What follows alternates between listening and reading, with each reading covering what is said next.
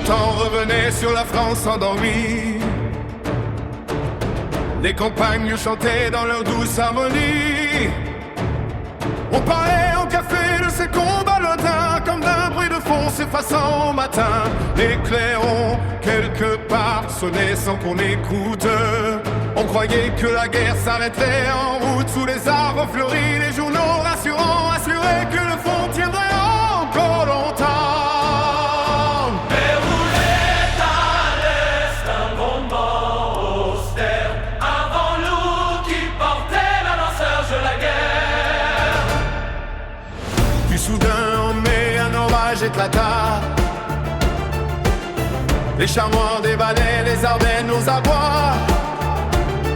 On tenta de tenir mais la ligne plia. L'acier contre nos ponts comme un torrent cria. Nos soldats jusqu'au bout luttaient dans les tranchées. Les routes tremblaient sous les légions d'années. Là où riaient jadis les villages en paix ne chantaient plus que flammes et fumée en reflet. Mais où l'est à l'est un grondement austère.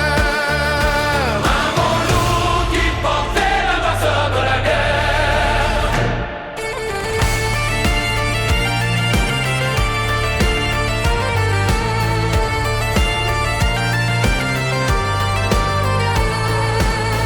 Les familles marchaient, traînant leur vie brisée, dans les pleurs d'enfants las et les villes vidées.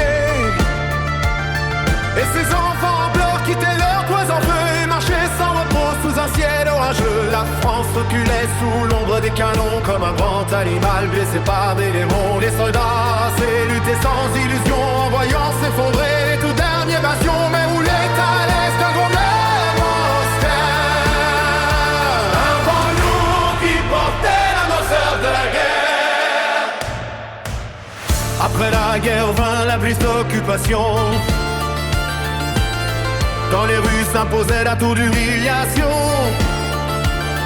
le maréchal parlait d'un destin résigné, promettant le salut d'un pays prosterné. Drapeau brisé, regard baissé, pays vaincu, l'ennemi apparu défilant dans nos rues. Mais l'espoir vacillant qui tout à coup se dresse, se cachait dans la nuit, traqué par les SS, ne roulait pris alors qu'un mur.